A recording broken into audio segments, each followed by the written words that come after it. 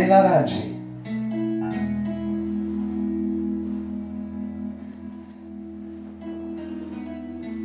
Kodwa abantwana bombuso bayakukhishelwa ebumnyameni obungaphandle.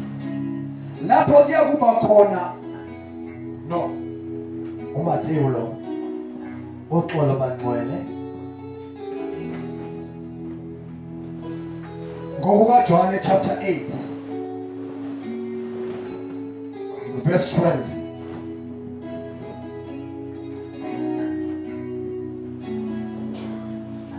Ngakho uJesu waphinde wakhuluma kubo wathi, mina ngikukukhanya kwezwe, oyilandelayo kasoze ahamba ebumnyameni kodwa woba nokukhanya kokuphila. uNkulunkulu ethongcwele linamandla izwi lakho, uNkulunkulu ethonamandla. Siyabonga uNkulunkulu ethongcwele, khuluma inhliziyo yakho ke nantambama uNkulunkulu wethu. Igama lakho lihle, igama lakho lingcwele. Siyabonga simhlekazi, siyabonga Ntwana lensindiso yethu egameni lika Jesu. Amen. Sizophinde sifunde nje leli verse ngokuka Johane chapter 8 verse 12. Ngakho uJesu waphinde wakhuluma kubo wathi, mina ngikukukhanya kwezwe, ongilandelayo kasoze ahamba ebumnyameni kodwa woba nokukhanya kokuphila. Hallelujah. So nasifunda khona ke bangcwele, uJesu mangabe esezisho ukuthi ungukukhanya kwezwe, kuma verse angaphambili uJesu ebekade ekhuluma ngesixuku. Lesixuku lesi isixuku esifikile kuJesu ngesikhathi ebuye entabeni ukothandaza. Sathi mangabe sifika kuye lithi iBhayibheli kwakwabaFarisi nababhali abazimthetho, izazimthetho nabapristi zazilethe owesifazane ezazimbambe oqotsheni ephini.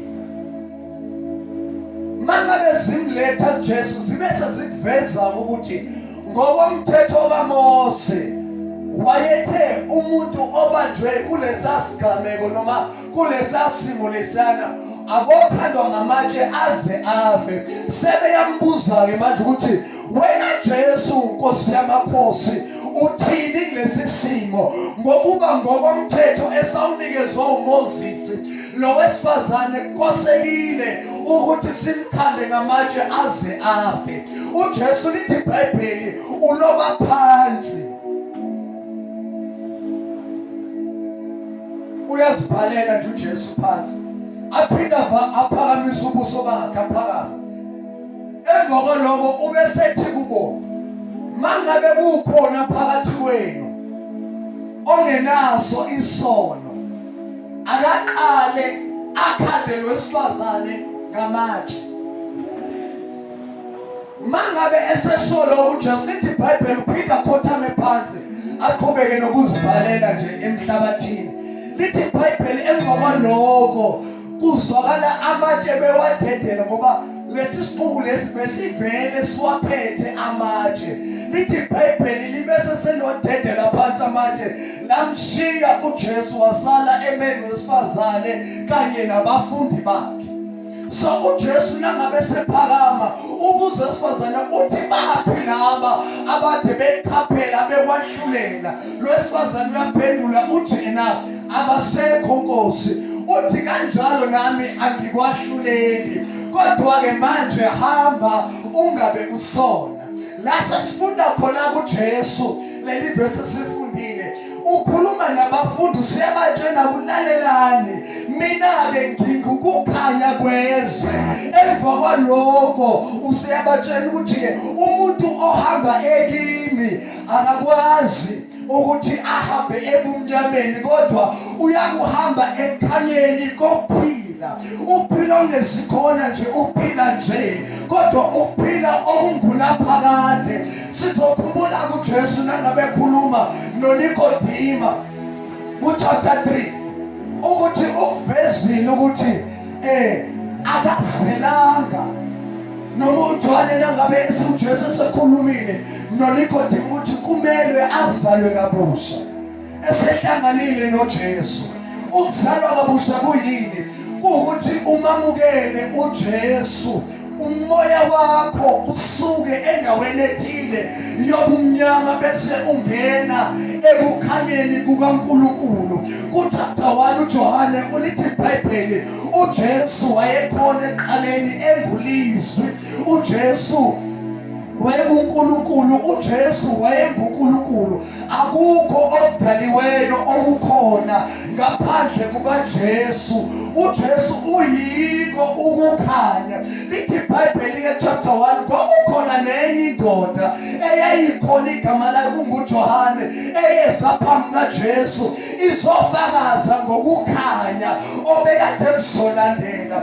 Emva kwalokho lithi iBhayibheli mangabe uJohane esembona uJesu, mangabe uJohane ekhuluma ngoJesu, uthi mina-ke ngizile ukuzofakaza ngokukhanya. Kona nokukhanya lokhu kungukuphila. Hallelujah. So uJohane nangabe eyibhala-ke le ndaba, uJohane umbhaphathisi lokhuluma ngoJesu. Le ncwadi esifundayo ibhalwe uJohane umfundi kaJesu. Bebebabili labo Johane ngoba kubalekile ukuthi siqaqise le ndaba. uJohane umbhaphathisi akabhalanga ncwadi, kodwa uJohane umfundi kaJesu obhale le ncwadi ngokaJohane la sifunda khona. So mangabe khuluma uJohane lapha kuchapter 1 uthi ngizile ukuzofakaza ngokukhanya. Lokhu Jesu ashilo kuchapter 8 wathi mina ngikukukhanya kwezwe. Mangabe esenze uxolo, esexolele lo wesifazane obanjwe oqotsheni ephini, okusho ukuthi ubanjwe lo muntu lona elele nondoda yomuntu oshadile ngokuba uphinga isigameko esikanjalo. So labantu laba-ke mangabe sebemzwisile lo wesifazane kuJesu, uJesu esemenzele uxolo, ubesaziveza ukuthi mina ngikukukhanya kwezwe. Lokhu Johane kuchapter 1 athe ngize ngokuzofakaza ngokukhanya. So uJesu uyaziveza ukuthi ngikukukhanya. Ukhanya kanjani uJesu? Uveza ukuthi ukhanya emva kokuba esewenzile umsebenzi wakhe okuwona amenza abe ngokukhanya. Uyini umsebenzi kaJesu?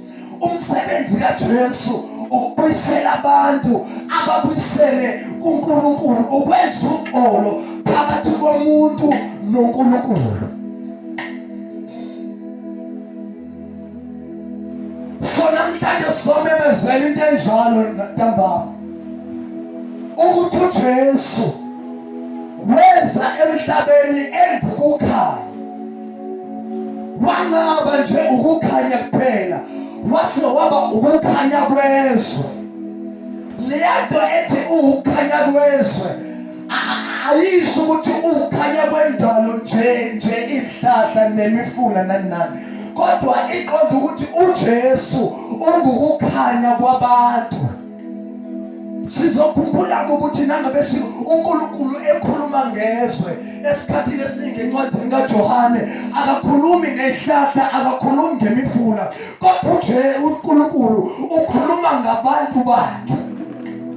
Lapha kuchapter 3 verse 16 lithi iBhayibheli bheka uNkulunkulu ebuNkulunkulu bakhe walithanda kangaka izwe wanikela ngoJesu ezelwe eyedwa, kuyena yodwa indodana kaNkulunkulu, ukuze kuthi lowo nalowo okholwa kuJesu abe nokuphila ongunaphakade. Bese verse 17 athi manje uNkulunkulu uJesu akamthumelanga ezweni ukuthi azokwahlulela alahle izwe, kodwa wamthumela ezweni ukuze abantu basindiswe ngaye, abantu babe nokubuyelana noNkulunkulu, kube khona ukubuyisana phakathi komuntu noNkulunkulu.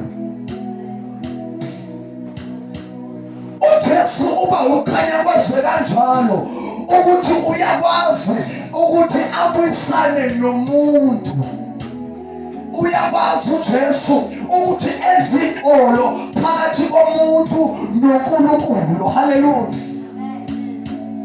Sizokhumbula-ke bantwana benkosi ukuthi eqaleni umuntu ebekade ehamba noNkulunkulu, kodwa ngenxa yokufika kwesono, emva kokuthi belingwe inyoko o-Adamu no-Eva, lithi iBhayibheli umuntu wabe sexabana noNkulunkulu, kwase sekuba khona ubutha phakathi komuntu noNkulunkulu. Emva kwalokho kuhamba isikhathi, yazaleka inzalo yabantu, yazaleka inzalo yabantu, abantu banda, ububi banda emhlabeni, kwaze kwaba ukuthi ububi bungubumnyama.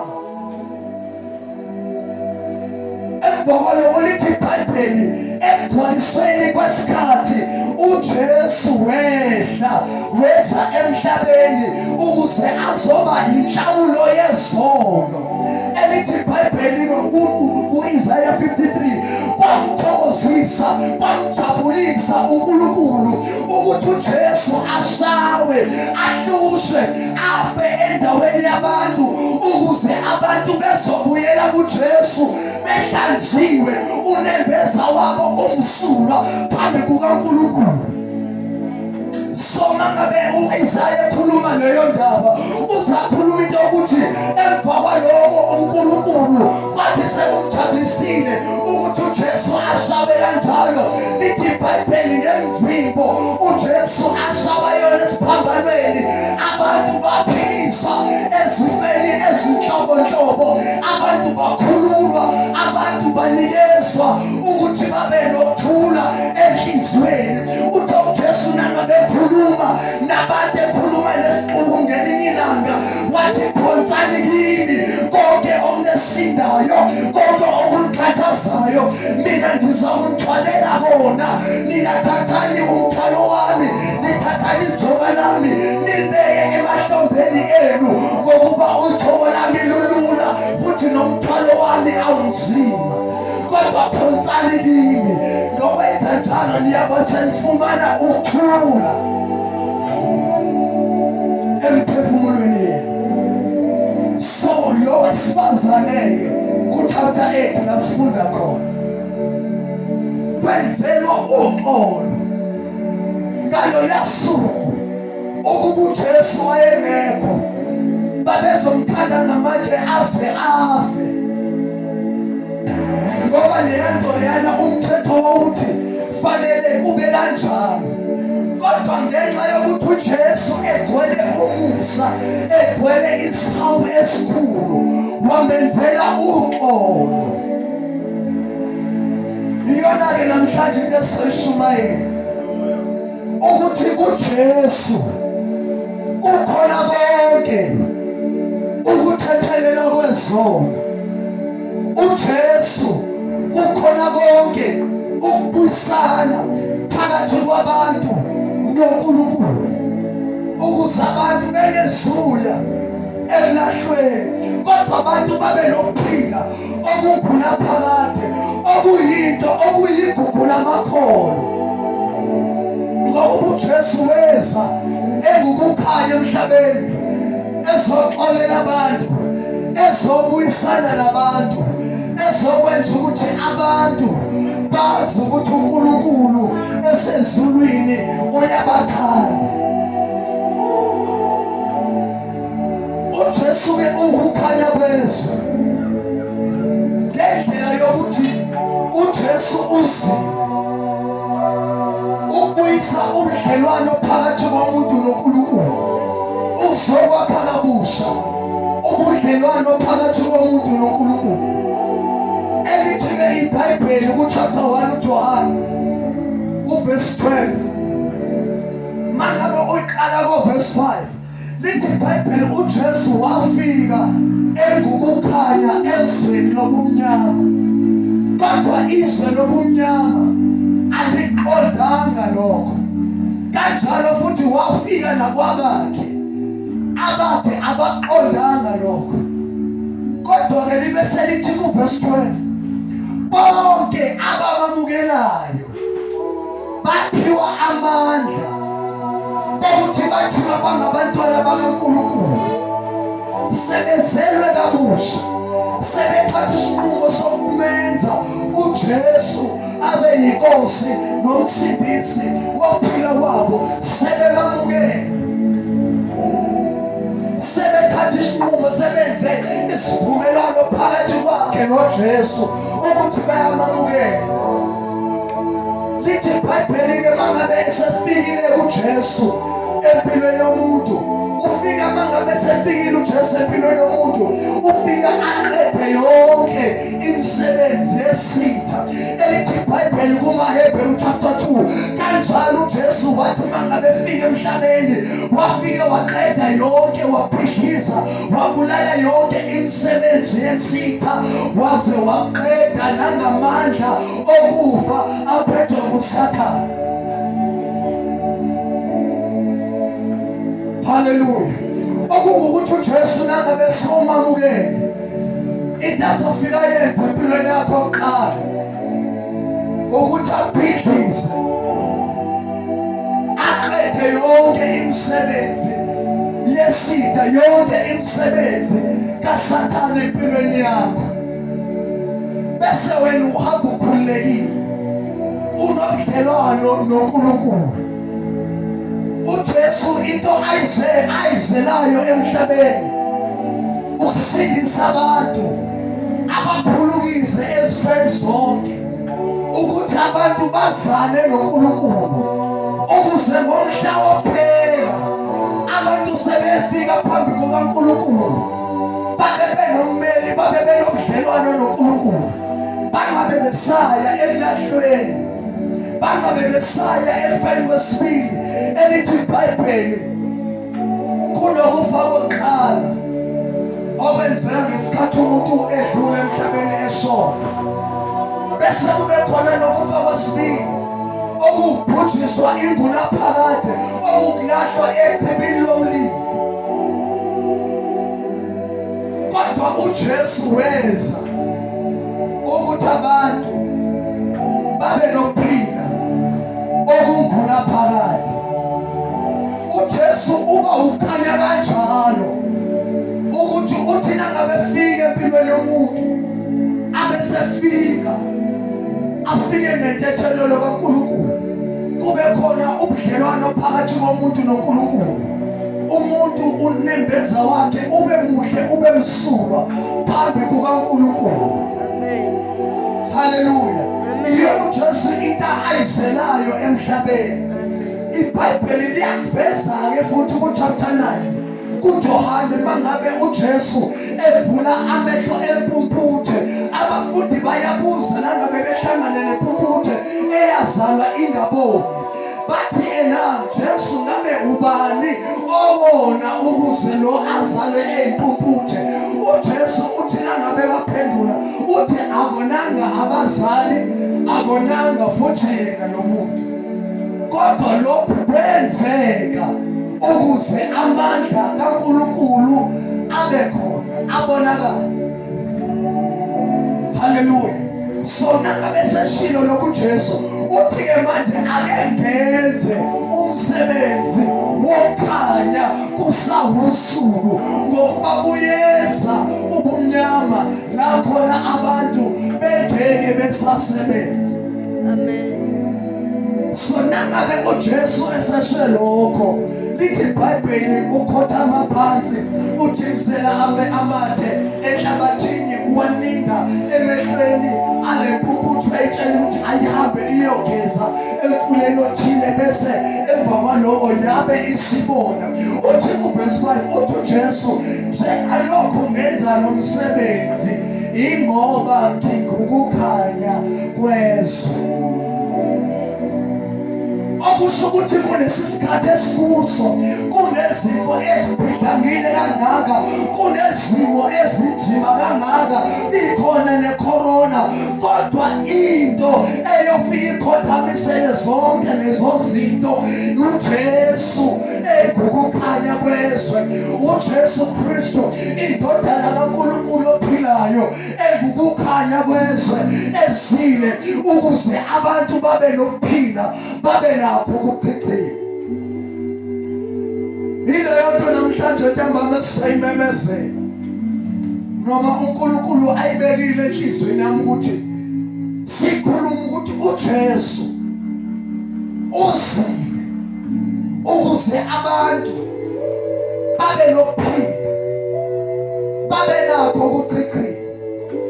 Ngokuba uNkulunkulu akamthumanga uJesu ukuthi azokwahlulela aphinde alahle izwe, kodwa wamthumela emhlabeni ukuze abantu babe nokuphila okungunaphakade.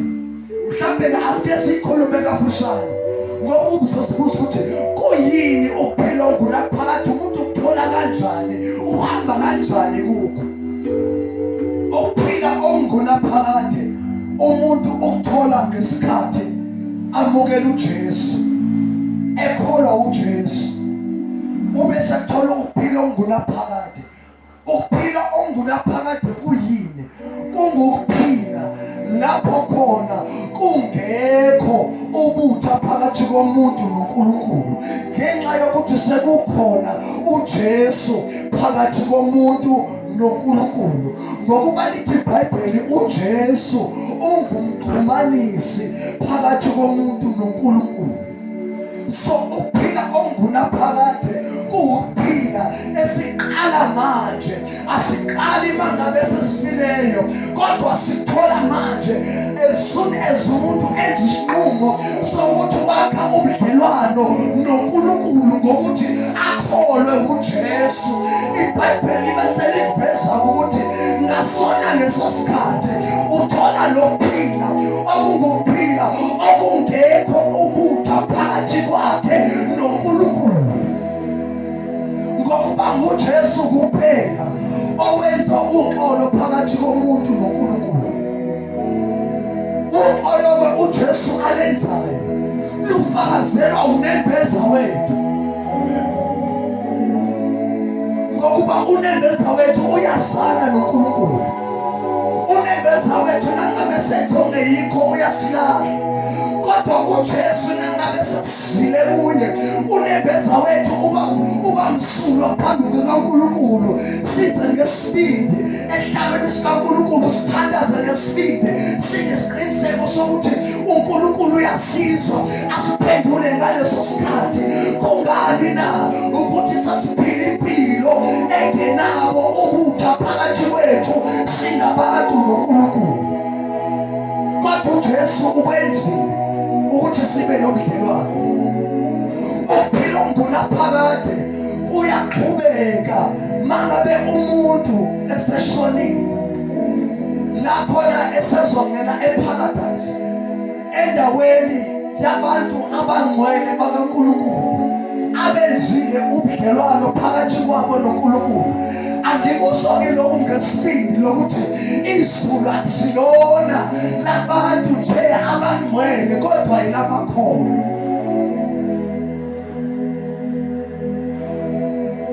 Abantu abahlala noNkulunkulu ingunaphakade, abakholwayo, abenza ubudlelwano phakathi kwabo noNkulunkulu ngokuthi bamukele uJesu ukukhanya kwezwe. Bamukele uJesu benza ubudlelwano. Izulu-ke noma ukuphila okungunaphakade akusibona kwabantu abalungile, ngibeke kanjalo, kodwa elabantu abakholwayo, ngokuba uNkulunkulu olungisa umuntu. Umuntu akalungiswa nje izinto ezithile. Lithi iBhayibheli ukulunga kwemvelo phambi kamehlo kaNkulunkulu kufana nezidwedwe ezibolileyo, kodwa ukulunga okuza ngokukholwa yikho okuthandwa uNkulunkulu, ngokuthi abantu benze ubudlelwano phakathi kwabo noNkulunkulu. Iyona namhlanje lento uNkulunkulu ekade eyibekile enhlizweni yami. Singaphakama sime ngenyawo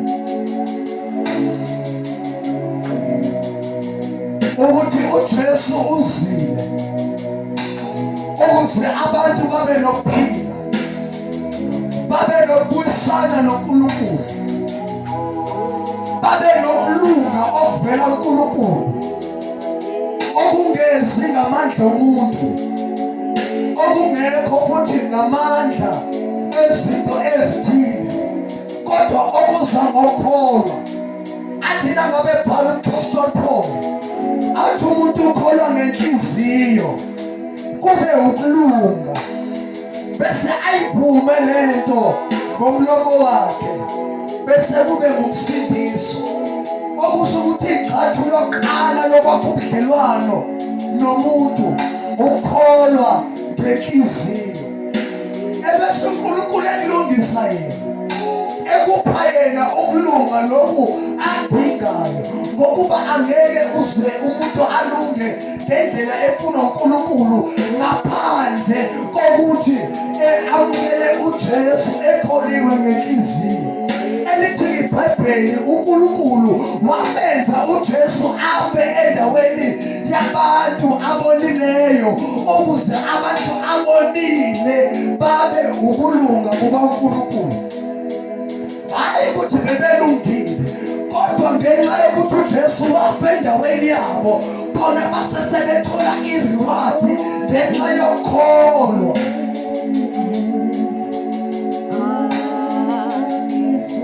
Iyona namhlanje uNkulunkulu into asithumeleyo ukuthi sizoyimemezela ukuthi uJesu nangabe sebaxolelile abantu, babe sebehamba ekhayeni, behamba ekulungeni kukaNkulunkulu, behambe ngobungcwele ababuphiwa uJesu, bahambe ngokulunga abaphiwa uJesu, ngokuba ukulunga kuyisipho sikaNkulunkulu ebantwini. Lithi iBhayibheli isono, umvuzo wesono ungukufa, kodwa isipho somusa sikaNkulunkulu singukuphila okungunaphakade abantu sebekholiwe uJesu. Haleluya. Mhlawumbe ngaphambi kokuba sithandaze, mhlawumbe khona umuntu othi nceku kaNkulunkulu sawukhulumile, kodwa ngiyathanda ukuthi nami ngeke ngapha ubudlelwano noNkulunkulu. Ngiyazi ukuthi khona izinto engizenza ezingalungile, kodwa-ke ngifuna ukwakha ubudlelwano. Nami lona into engizoyishumayela leyo ukuthi uJesu olungisa abantu abezwi uNkulunkulu sebelungile, abantu uNkulunkulu obalungisa mangabe sebefike kuyo, ngokuba ukulunga kuyisipho sikaNkulunkulu, ukuphila phakathi kuyisipho sikaNkulunkulu. Mangabe ekhona umuntu ofuna sithandazela, angavele nje asondele ngaphambili, bese siyathandaza egameni likaJesu. Uma